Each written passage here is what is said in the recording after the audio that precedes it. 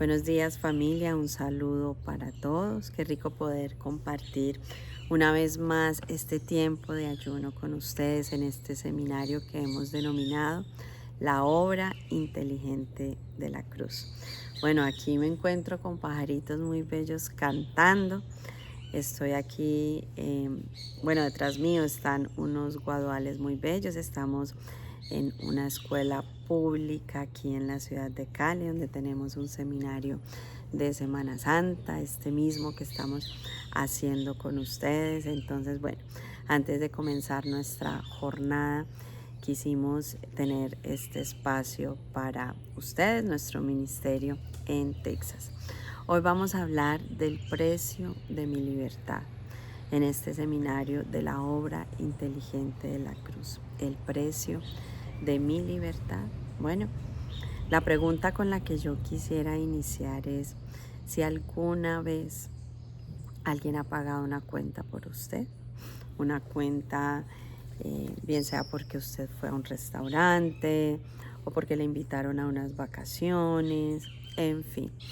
¿Alguien ha pagado alguna vez una cuenta por usted? Bueno, quizá algunos dirán sí, sí, y me encuentro súper agradecido, por supuesto, con esa persona.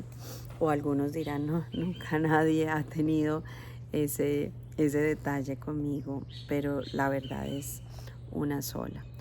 Todos nosotros, por todos nosotros, se pagó la más grande deuda y la pagó nuestro Señor Jesucristo. El precio de nuestra libertad no fue barato, fue bastante alto, fue bastante costoso, y por eso debería ser también nuestra gratitud inmensa, grandísima, porque el precio de nuestra libertad fue la sangre de nuestro Señor Jesucristo. Y en eso quiero que meditemos hoy. Cuando yo estaba muy pequeña, hoy precisamente tengo que darle el tema a los jóvenes, y recordaba esta mañana una historia que, que siempre traigo a memoria. Por esta época me la contaron cuando era muy joven, tratándome de enseñar el precio de la libertad que usted y yo hoy podemos experimentar con respecto al pecado. Ya no somos esclavos de nuestra carne, estudiábamos ayer. Ya no somos esclavos de nuestros pensamientos, de nuestras emociones, de nuestra naturaleza pecaminosa. Ya no somos esclavos de la corriente de este mundo. Ya no somos esclavos del enemigo. Hemos sido comprados por un precio y ahora somos libres. Libres para vivir una vida que agrade a Dios, libres para amar a Dios, libres para acercarnos a Dios. Eso es lo que representa la obra inteligente de la cruz. Pero volviendo a la historia, tratando de entenderlo, mis líderes en aquella época me contaban una historia. Y era la historia de un señor que trabajaba en la carrilera por donde pasaba el tren. Y la tarea de él era mover la máquina para que el tren pudiera dar la vuelta. Y en una de esas se daña algo del tren. Y entonces, de la carrilera, perdón. Entonces él manda a su hijo, porque él tenía que mover el artefacto y al mismo tiempo su hijo girar la carrilera para que el tren pudiera dar la vuelta, porque si no el tren podía estrellarse y morir todo el mundo. Entonces, qué pena por la motico. Entonces la historia cuenta que mientras el hijo estaba moviendo eso, se quedó atascado. Y al mismo tiempo venía el tren. Ya el padre solo tenía dos opciones: o dejar morir al tren con todas las personas que venían ahí, o dejar morir a su hijo. No tenía otra opción. Y él decide dejar morir a su hijo para salvar a todas esas personas. Y mientras el padre lloraba la muerte de su hijo, pues todos en el vagón pasaban y se despedían con mucha felicidad, saludando, pero al mismo tiempo sin entender, sin saber qué era lo que realmente estaba sucediendo. Bueno, eso fue lo que hizo el Padre. El Padre envió a su Hijo a morir por nosotros, para salvarnos, porque Él era el único, el Hijo era el único que podía salvarnos. Por supuesto, Él no quedó muerto, Él resucitó. Pero muchas veces nosotros, como esas personas que van en el vagón del tren, no comprendemos cuál fue el precio de nuestra libertad, cuál fue el precio de que nosotros hoy podamos vivir eternamente. Ya no terminar nuestra vida con la muerte, sino vivir eternamente, porque hemos recibido un regalo inmerecido, como estudiábamos ayer, un regalo de la salvación que empezamos a vivir desde el hoy que nos encontramos con Jesucristo hasta la eternidad. La pregunta es, ¿usted lo haría? Usted quizá fácilmente, y los que somos padres contestamos más rápido, estaríamos dispuestos a dar la vida por aquellos que amamos, ¿verdad? Pero dar la vida o entregar la vida de un hijo por aquellas personas que ni siquiera lo atesoraron, que ni siquiera lo comprendieron, que ni siquiera lo valoraron, pues la respuesta quizá de nosotros puede ser otra. Pero el Señor nos amó tanto que aunque muchas veces no valoremos el precio de nuestra libertad, Él lo hizo, pero también sigue esperando, y como le reitero, hablábamos ayer, Él sigue enviando esas cuerdas humanas para recordarnos hoy, ¿sabes qué? Tienes que pensar, analizar si en esta área de tu vida estás valorando el sacrificio de la cruz, lo que se entregó por ti. Tú has recibido la libertad, has recibido el poder, la capacidad para vivir una vida diferente. Y tienes que vivir diferente, por supuesto. Entonces, cuando hablamos, familia, del precio de mi libertad, recordemos nuevamente a Adán y Eva. Sí, el Señor puso a Adán y Eva en el Edén. Edén significa gozo, disfrute. Dios los puso en un lugar para que disfrutaran. Y no solamente les entregó un Edén, les entregó una pareja para disfrutar, para construir una familia, les entregó un proyecto de vida, les entregó absolutamente todo lo que necesitaban. Pero les dijo, hay un requisito, yo soy aquel que los voy a dirigir, yo soy su papá. Ustedes van a seguir mis instrucciones, se van a dejar dirigir por mí. Esa era la regla. Pero el ser humano decidió no dejarse dirigir por Dios y su palabra. El ser humano, en vez de seguir conversando con Dios como lo hacía libremente en el Edén, empezó a conversar con la serpiente, empezó a conversar con quien no debía y se dejó llenar el oído de lo que no debía. Y nos narra la Biblia que la serpiente entonces empieza a hacer dudar de la palabra de Dios. Y en vez de aferrarse a Dios y su palabra en medio de sus dudas y sus crisis, como las tenemos todas y todos, ellos decidieron aferrarse a la voz de quien no debía. Y entonces terminaron perdiéndolo todo y fueron expulsados del Edén. Y entonces vino la muerte, nos dice la Biblia. Vino la muerte física, antes no existía. Vino la muerte física, pero también nos dice la Biblia, vino la muerte espiritual. El ser humano, después de vivir con su espíritu conectado con Dios, con su alma conectado sanamente con otros seres humanos, con su cuerpo, por supuesto disfrutando de la naturaleza, murió espiritualmente. Ya no conectaba con Dios, se alejó de Dios, empezó a vivir su vida como quiso, como lo decidió en el Edén, y el manual de vida llamado la Biblia, ¿cierto? Llamado la Biblia, lo dejó a un lado, y por eso tenemos el mundo que tenemos hoy, ¿cierto? Muchos dicen, bueno, si Dios es tan bueno, ¿por qué estamos como estamos? Bueno, estamos como estamos porque decidimos no hacerle caso a Dios.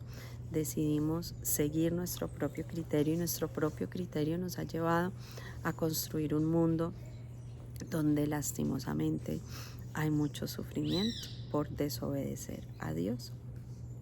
Pero sigamos avanzando en este tema. Nosotros pensemos que a partir de la decisión que toman Adán y Eva, nosotros los seres humanos empezamos a querer salvarnos a nosotros mismos. Y entonces, lejos de Dios, tratamos de construir una vida con sentido y felicidad. O de pronto, aún asistiendo a la iglesia, pero no todo el que asiste a la iglesia vive esto. A veces tratamos de encontrar esa vida con sentido y felicidad en otros, en el mundo.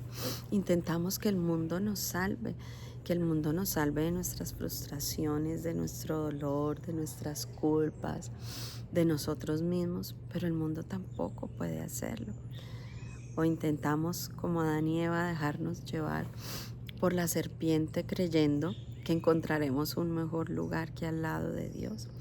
Esa sigue siendo la historia de la humanidad. Pero lo cierto es que solo Jesucristo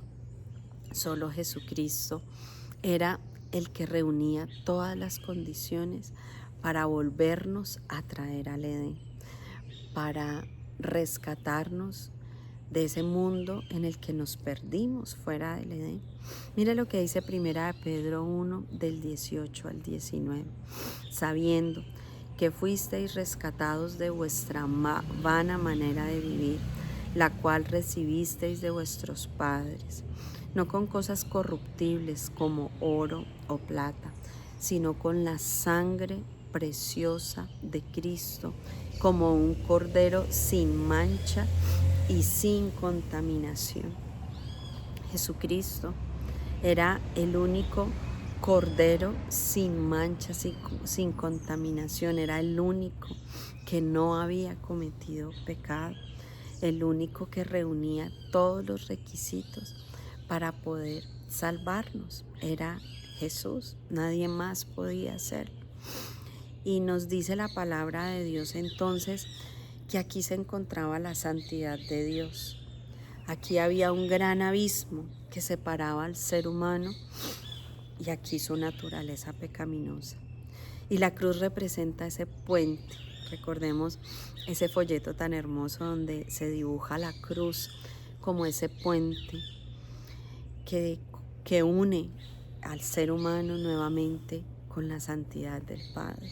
Y Jesucristo, siendo ese Dios que se hizo hombre, pero que no cometió pecado, sin mancha, el único capaz de ser ese mediador entre Dios y los hombres. Y por eso nos dice 1 Timoteo 2:5, porque hay un solo Dios y un solo mediador entre Dios y los hombres, Jesucristo hombre, el cual se dio a sí mismo en rescate por todos, de lo cual se dio testimonio a su debido tiempo. Mire lo que nos dice la palabra de Dios. Solo un mediador entre Dios y los hombres. Ese cuentico que a veces lastimosamente le echan a nuestros hijos en las instituciones públicas de que todas las religiones son iguales y que todos los caminos llegan a Dios. No, eso es falso. La Biblia es muy clara, hay un solo mediador y ese es Jesucristo. Y eso excluye a las otras religiones, ¿sí? Solo hay un mediador y tanto los judíos como los musulmanes tienen que comprender que solo hay un mediador, solo hay un camino, solo la cruz une al ser humano con el Padre.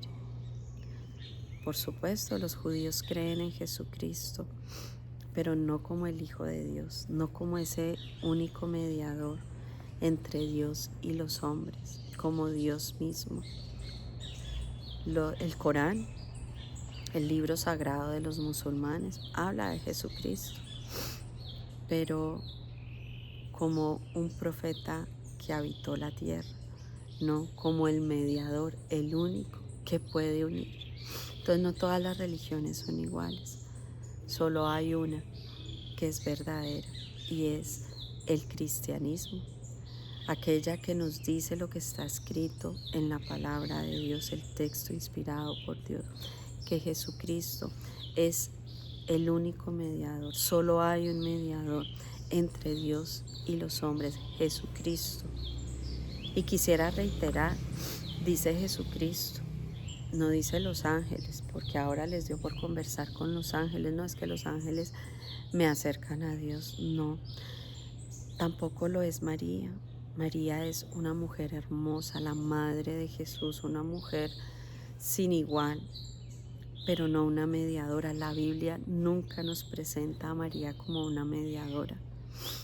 Nos la presenta como una mujer excepcional de la cual tenemos que aprender muchísimo, pero solo a través de Jesucristo tenemos esa llegada al Padre.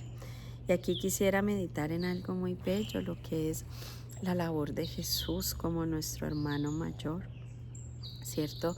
Así como, bueno, los que somos hermanos mayores, de pronto hemos vivido esa experiencia cuando nuestros padres nos llaman y nos dicen, vea, ayúdeme con su hermana, ayúdeme con su hermano,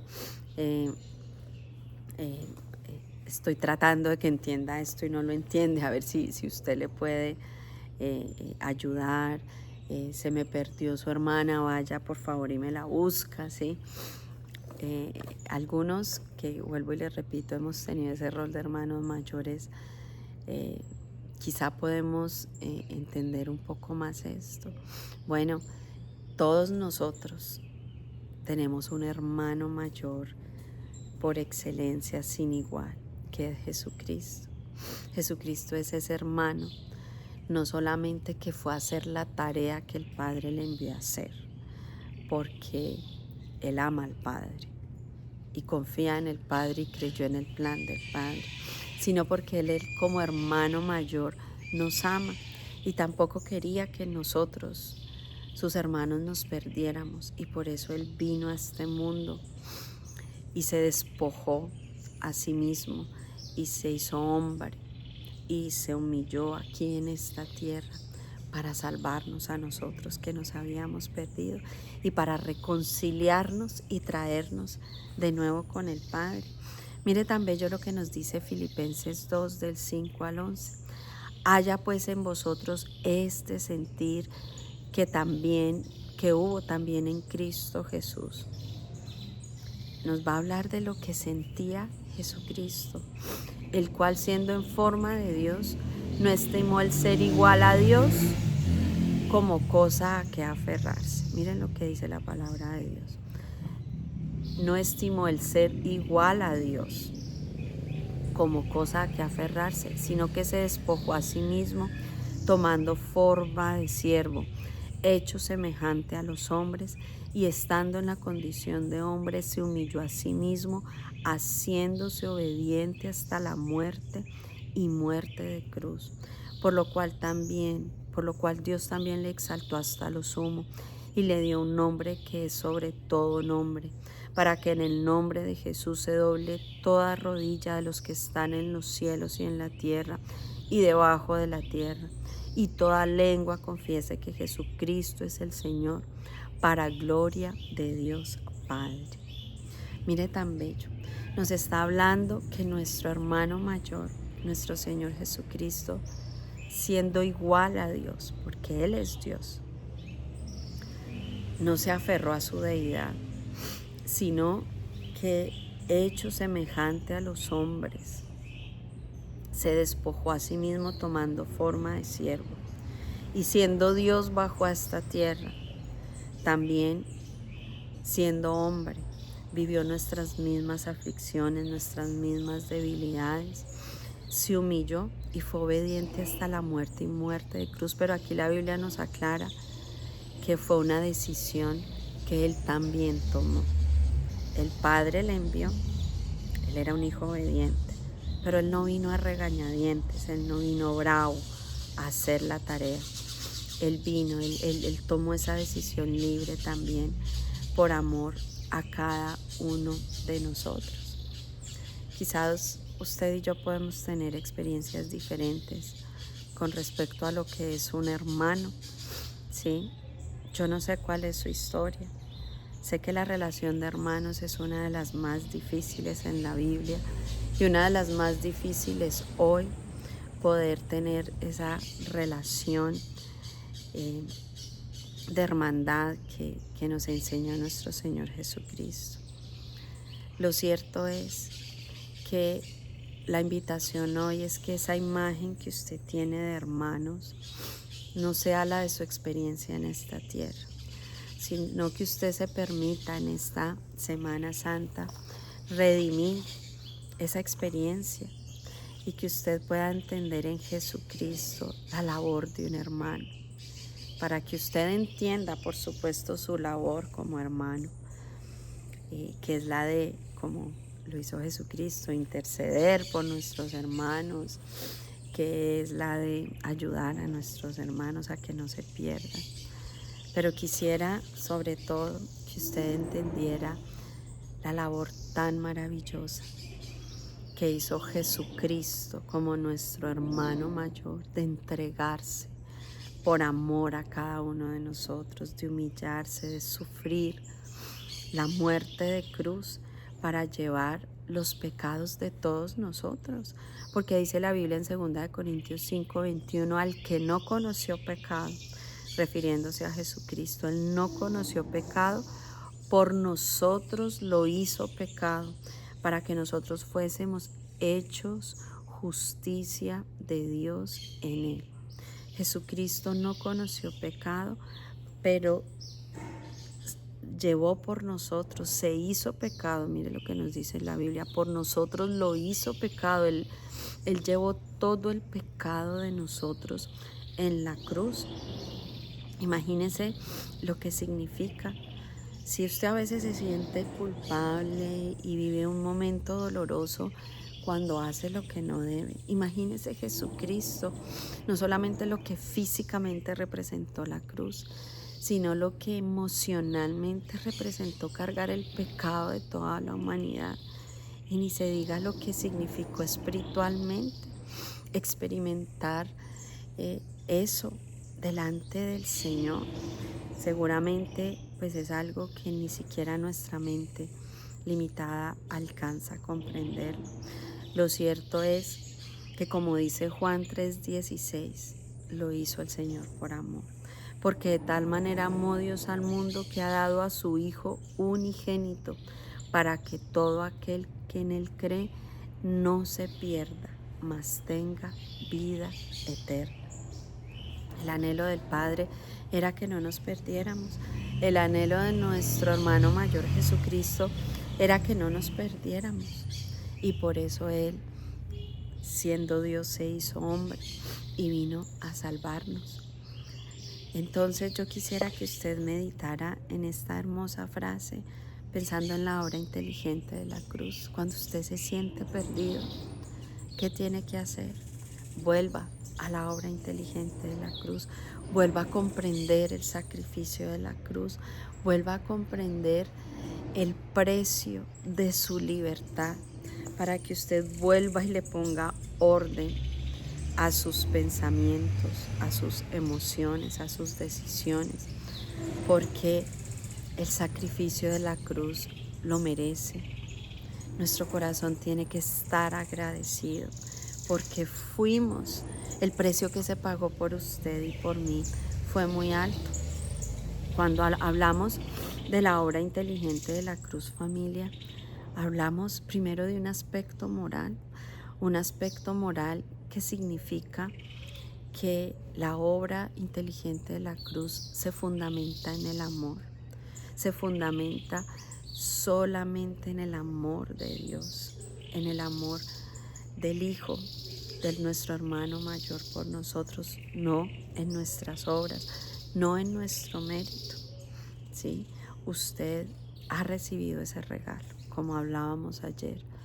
Yo sé que quizá usted y yo hoy tenemos situaciones, muchas de que arrepentirnos, y que bueno, hagámoslo hoy, que este sea el tiempo de nosotros ponerle fin a muchos pecados en nuestra vida, de hacer cambios, pero nunca dude del amor eterno de Dios y que el regalo que usted ha recibido es inmerecido.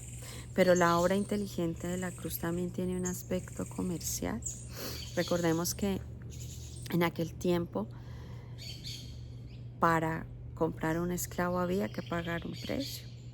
Y cuando la persona compraba el esclavo, decidía si lo ponía en libertad o no. Bueno, por nosotros también se pagó un precio. Ese es el aspecto comercial de la obra inteligente de la cruz. Usted y yo éramos esclavos del pecado, esclavos de nuestra carne, esclavos del mundo, de las corrientes de este mundo, esclavos del enemigo. Pero Jesucristo es ese justo precio. Usted vale tanto para Dios que solo la sangre de Jesucristo fue el justo precio para su libertad. Y el Señor entregó la vida de su Hijo. Yo pago por Viviana, yo pago por Juan Pablo. Aquí está mi Hijo como pago por su libertad. Y no puede ser que usemos esa libertad para hacer lo que ofende a Dios, no, de ninguna manera. Por el contrario, cuando usted entiende eso, usted se rinde para que ya no sea ni el mundo, ni su carne, ni el enemigo, el Señor, sino Dios. Nuestro Señor Jesucristo sea su Señor y usted le pueda decir al Señor: heme aquí, ¿qué quieres que yo haga con mi vida? ¿Qué quieres que yo haga con mi tiempo, con mis talentos? ¿Cuál quieres que sea mi proyecto de vida? De eso se trata, entender la obra inteligente de la cruz, asumir esa libertad con gratitud. Pero la obra inteligente de la cruz también tiene un aspecto legal. Recuerde que la Biblia dice que todos somos pecadores, que todos éramos y somos completamente culpables. Ninguno de nosotros puede alzar la mano y decir: yo la cumplí toda. Ninguno. Todos cargábamos el pecado. Es decir, no teníamos defensa alguna. Teníamos una condena a cuestas. Todos nacimos con una condena a cuestas. Pero viene el Señor Jesucristo y dice: yo pago esa condena. Viviana, ya tú no la tienes que pagar. Ponga ahí su nombre. Juan Pablo, Sofía, Juliana, ponga su nombre. Ya no la tienes que pagar, yo la voy a pagar por ti. Para que usted comprenda que en el hoy ya usted no puede vivir en el no puedo. Es que no puedo hacer esto que me enseña la palabra de Dios. No, usted sí puede. Usted sí puede, porque ya la condena se la quitaron.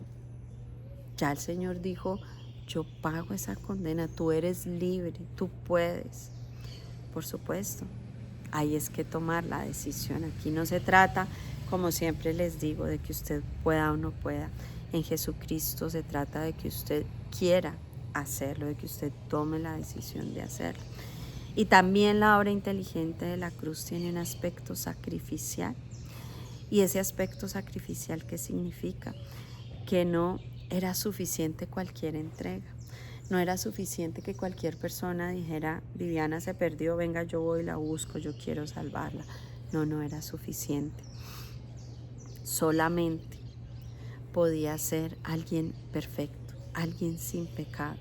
Y el único sin pecado era nuestro Señor Jesucristo, a quien el Padre envió para salvarnos. Nadie más podía hacerlo, nadie más en este mundo y en la historia de la humanidad lo pudo haber hecho, sino nuestro Señor Jesucristo. Ahí sin ningún Mahoma, ahí sin ningún nada de nada, ningún personaje por vida recta que haya tenido puede tener el nivel de nuestro Señor Jesucristo, de que no cometió pecado alguno, un cordero sin mancha. Familia, con todo esto yo quiero que usted medite que el precio de nuestra libertad no fue barato. El precio de nuestra libertad fue muy alto. Fue la vida de nuestro Señor Jesucristo. ¿Y cómo estamos respondiendo a ese precio? A ese precio que se pagó por nosotros, con una vida rendida al Señor, con una vida dependiente del Señor, agradecida con Él todos los días, independiente del desierto que usted esté atravesando. Usted y yo nos tenemos que levantar agradecidos, con esperanza, porque la condena fue quitada de nosotros, porque usted y yo tenemos la certeza de que en Jesucristo, así como Él venció la muerte y no se quedó muerto en una cruz, sino que el Señor lo levantó, así también nosotros. No solamente se nos quitó la condena, sino que en Jesucristo resucitado tenemos la certeza de que vamos a ser victoriosos, de que esa nueva vida que tenemos la oportunidad de vivir en Jesucristo, vamos a ser victoriosos. Usted puede tener el diluvio más grande en su vida, el desierto más fuerte que pueda usted estar cruzando, pero usted en Jesucristo tiene la certeza de que como Él venció la muerte, usted va a vencer absolutamente todo. Ese es el precio de nuestra libertad, la sangre de nuestro Señor Jesucristo, que nos da una vida nueva de la que vamos a hablar mañana. Bueno, oremos. Padre, gracias, porque así como los pájaros hoy te cantan y te alaban, Señor, como la creación te exalta, nosotros queremos también, como hijos tuyos, exaltarte y alabarte y decirte gracias por tu gran amor. Gracias porque sé que no hay cosa más dura que ver sufrir a un hijo, que uno quisiera sufrir por ellos, y que ese amor tuyo de padre, de entregar a tu hijo para que todos nosotros no nos perdiéramos, Señor, no tenemos cómo agradecerlo en esta vida, Señor, sino rindiéndote nuestro corazón a ti, rindiendo nuestra vida a ti completamente, Señor. Gracias, mi Señor Jesús, porque tú voluntariamente lo entregaste todo y como hijo obediente lo hiciste por nosotros. Gracias por tener en ti ese hermano mayor, que es ese intermediario, que intercede por nosotros, que no nos suelta, que no permite en el día a día de nuestra vida que nos perdamos. Gracias porque así como le prometiste a Pedro que estarías intercediendo por él en sus momentos de tentación, así nosotros también tenemos esa certeza de que tú nos salvaste en la cruz, pero que tu obra continúa y tú sigues intercediendo por cada uno de nosotros. Gracias, mi Jesús.